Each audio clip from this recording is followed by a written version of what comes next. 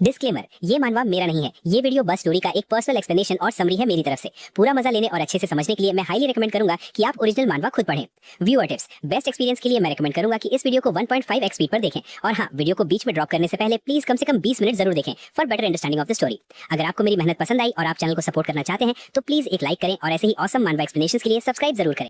तो hello guys, कैसे हैं आप लोग। आप सभी का स्वागत है। तो इस एपिसोड की शुरुआत वहीं से होती है जहां से पिछला एपिसोड खत्म हुआ था। पिछले एपिसोड के एंड में देखा था हमारा मेन कट्टा उस गुंडे की बैंड बजा देता है तो लिटरली गुंडा माफी मांगने लगता है कि छोड़ दीजिए, जाने दीजिए, गलती हो गई। अरे मैं पैसे लेकर लोगों का मर्डर करता हूँ, आज के बाद कोई काम नहीं करूंगा, किसी का मर्डर यहाँ पे नहीं करूंगा, बस एक मौका दे दो। हमारा मेन कट्टा भी कहता है ठीक है, मैं तुझे मौका दे दूंगा, लेकिन तुझसे जो गलती हो गई इस गलती का पश्चाताप कैसा करेगा। वो भी कहते हुए उसके लिए मैं मेरे पास जितने भी पैसे ना मैं सारे के सारे पैसे डोनेट कर दूंगा। मेरी जो किलिंग ऑर्गेनाइजेशन है मैं उसको भी बंद कर दूंगा। अरे साधु आदमी बन जाऊंगा, संत आदमी बन जाऊंगा, अब जो बोलोगे मैं वो कर दूंगा। तो हमारा मेन कट्टा भी कहता है ठीक है, जा तुझे मौका दे दिया, लेकिन वो कमीना धोखा देने के बारे में सोच रहा था। उसके पास एक अटैक था जिसमें वो जोर से चिल्लाएगा तो सामने वाली की बैंड बज जाएगी, तो लिटरली चिल्लाने वाला था, लेकिन एंड टाइम पे हमारा मेन कट्टर उसका मुंह पकड़ लेता है और कहता साले कुत्ते के बच्चे, मुझे लगा था तू कुछ ऐसा करने वाला है, बाप के साथ गद्दारी करेगा, तेरी माँ का रुक, अभी तेरी बैंड बजाता हूँ कि मरते दम तक तू भूल नहीं पाएगा। वो भी कहता मालिक नहीं जाने दो। हमारा मेन कट्टा भी कहता ना लाडले, अब तू तो सच्ची में गया।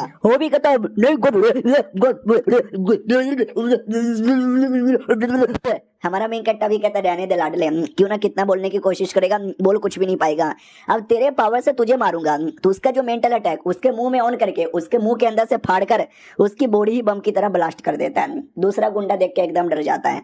हमारा मेन कट्टा उसके पास आता है, कहता लाडले अब तेरा क्या होगा। वो भी कहता भाईजान मुझे जाने दो, भाईजान वो जैसा जैसा बोलता था मैं वैसा वैसा करता था, मैं तो उसका गुलाम बन गया था। मालिक प्लीज प्लीज प्लीज, मेरी कोई गलती नहीं है, सारी की सारी गलती उसकी यहाँ पर है। अरे यार प्लीज जाने दो ना मुझे।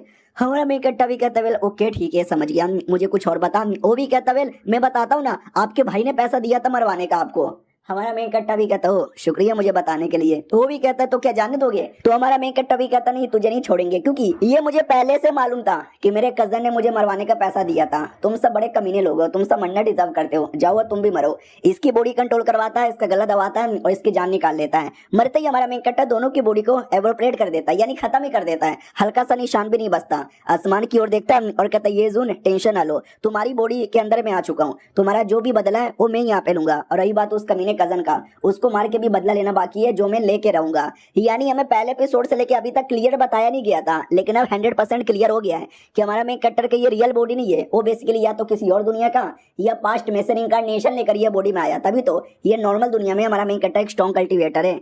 अब आते भाई अगले दिन जहाँ पे वो बेटी को लेकर गाड़ी लेने आता है। बेटी भी कहती पापा पापा यहाँ पे इतनी सारी गाड़ी क्यों है। हमारा मेन कट्टा भी कहता है क्योंकि ये गाड़ी की दुकान है, हम गाड़ी लेने आए, पुरानी गाड़ी ठुक गई थी ना। तो ये भी कहती है अच्छा पुरानी गाड़ी ठुकी यहाँ पे गई थी, वाह यार ये सफेद कलर की गाड़ी ले लो ना, ये वाला ज्यादा सही लगता है। उतने में सेल्स कल आती है और कहती है आइए आइए चेक कीजिए, अरे बेहतरीन गाड़ी है, आपको जो पसंद आएगा वो दे देंगे।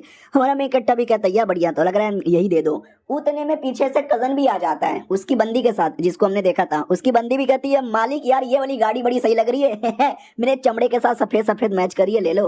वो भी कहता ले लेते हैं, अरे सलमान बॉय भी यही गाड़ी चलाते हैं, मजा आएगा। हमारा मेन कट्टा भी देख लेता है, कहता और मेरे कजन कैसा लाडले। वो भी कहता ये जून का बच्चा यहाँ पे क्या कर रहे हैं। अरे मैंने गुंडे लोग को तो भेजा था रात में, उन लोगों ने इसको मारा नहीं किया। हमारा मेन कट्टा भी कहता क्या हुआ, मुझे देख के चौंक क्यों गया, जैसे कि तूने भूत देख लिया। वो भी कहता ना अरे चौंकूंगा क्यों, वो तो बस ऐवे ही देख के हैरानी हो रही है। क्या हुआ तुम यहाँ पे क्यों आए हो, गाड़ी लेने के लिए, तुम्हारी गाड़ी थी ना।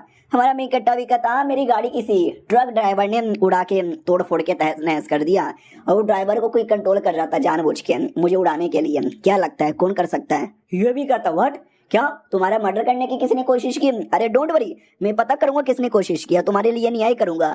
हमारा मेन कट्टा भी कहता हुआ मेरा कजन मेरे लिए न्याय करेगा। ओके ठीक है मेरी बेटी मिलो यार, तुम्हारे अंकल लगेंगे, तुम्हारे चच्चा, चच्चा को हाय बोलो। वो भी कहती है चच्चा ओ चच्चा ओ चच्चा चच्चा चच्चा हेलो।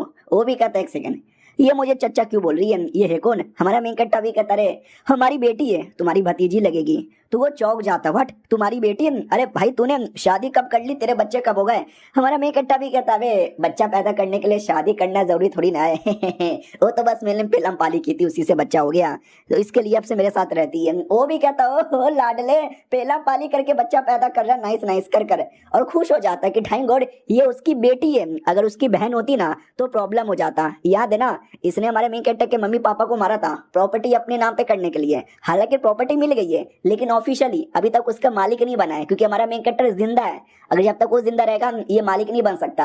और अगर वाकई में हमारे मेन कैरेक्टर का कोई और बहन भी होती तो 2 लोग हो जाते, फिर दोनों को मारना पड़ता, प्रॉब्लम और होता। लेकिन उसकी बेटी है तो चलेगा, कोई दिक्कत की बात नहीं है। अल्ले अल्ले अल्ले, कितनी प्यारी सी बेटी है। उसकी औरत देख के कहती है, तुम्हारा मेन कैरेक्टर भी कहता ना मैडम जी रहने दो। सेल्स गर्ल पीछे से आती है और कहती है गाड़ी कौन सा लोगे। हमारा मेन कैरेक्टर भी कहता है वो जो गाड़ी था ना वही वाला गाड़ी दे दो, क्या नाम है, लैम्बोर्गिनी। वो भी कहता है ये लैम्बोर्गिनी, ये लीजिए चाबी चलाइए। हमारा मेन कैरेक्टर कजन से कहता हूँ कि ठीक है मैं तो चला गाड़ी का टेस्ट ड्राइव लेने के लिए, आप अपना काम देखिएगा, चैरिटी फंड में पैसे भी डोनेट करना है बाय। वो भी कहता है या बाय बाय डोनेट कर देंगे। और कमीने को गुस्सा आता है कि अरे यार एक तो साला फिर से बच गया, ये बच कैसे जाता हर बार, मरता क्यों नहीं है कुत्ते की औलाद। और उसकी जो क्रश थी वो भी कहती है तुम्हारा कजन कितना कूल है, कितना क्यूट है यार, पेलम पाली करता है तो हमारे साथ भी कर ले। 1-2 बच्चे की माँ तो मैं भी बन जाऊंगी। क्या हुआ ऐसा घुर घुर के क्यों देखे जा रहे हो, अरे आप भी कभी कभार पेलम पाली कर लीजिएगा, आइएगा दोनों के दोनों भाई एक बार में। वो भी कहता चुप कर कुतिया, पता नहीं कैसी कैसी बातें करती है। वो भी कहती है अरे क्या हुआ अचानक से इतने गुस्से में क्यों हो। उधर हमारा मेन कैरेक्टर गाड़ी लेके निकल जाता है, गाड़ी के अंदर बेटी बड़ी सैड थी। हमारा मेन कैरेक्टर भी कहता क्या हुआ बेटी सैड क्यों है। वो भी कहती पापा अरे वो जो अंकल थे ना बड़े अजीब अंकल थे, मुझे अच्छे नहीं लगे। हमारा मेन कैरेक्टर भी कहता क्यों तुम्हें अच्छा क्यों नहीं लगा। ये भी कहती क्योंकि मुझे बड़े अजीब से लग रहे थे। हमारा मेन कैरेक्टर भी कहता तो गायब कर दूं उसको।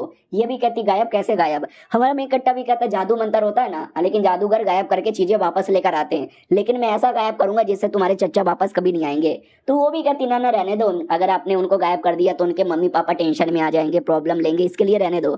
हमारा मेन कैरेक्टर भी कहता वाह सही बोला तुमने। ये भी कहती है लेकिन हम जहाँ कहाँ रहे हैं। हमारा मेन कैरेक्टर भी कहता बहुत ही अच्छे एरिया में जा रहे हैं, जिस एरिया को तुम्हारे क्या बोलते हैं दादा दादी ने मिलकर यहाँ पे बनाया था। तो एक चैरिटी फंड जहाँ से मेन चैरिटी किया जाता है, एक छोटी सी ऑर्गेनाइजेशन इसके मम्मी पापा ने बनाया था। ये वहीं पे आते हैं, आते ही बोला जाता सर अरे आप कौन हो यार, बिना परमिशन से आप अंदर नहीं जा सकते, अपॉइंटमेंट लेना पड़ेगा। हमारा मेन कैरेक्टर भी कहता अपॉइंटमेंट, अरे मेरा कद्दू अपॉइंटमेंट ले। वो लड़की भी कहती वाह कितना हैंडसम आदमी है, आप मेरा कद्दू ले लीजिए। हेलो मैडम जी आइए ना। तो जो सीनियर मैनेजर थी वो आती है, फांग शाओ जिसका नाम था, और वो हमारे मेन कैरेक्टर को पहचानती है और कहती है अरे हमारे जो मालिक और मालकिन थे ना ये उनके बेटे, आइए आइए आइए आइए आइए आइए। हमारा मेन कैरेक्टर भी कहता है मुझे याद है जब मैं छोटा बच्चा था ना ये मुझे अपने गोद में खिलाया करती थी, मेरी मम्मी की बहुत ही अच्छी सहेली और इस फाउंडेशन की मैनेजर यहाँ पर है। ओ माय गॉड यार काफी सालों बाद यहाँ पे मिल रहा हूँ। और आंटी जी कैसी हो। ये भी कहती यार मैं तो बढ़िया हूँ, लेकिन तुम्हारे मम्मी पापा के बारे में पता चला ना भाई बुरा लगा, मैं तो आखिरी टाइम पे उनसे मिल भी नहीं पाई, भगवान उनकी आत्मा को शांति दे। और ये चैप्टर यहीं पे खत्म हो जाता है। तो मिलते हैं किसी और वीडियो में, जब तक के लिए बाय बाय।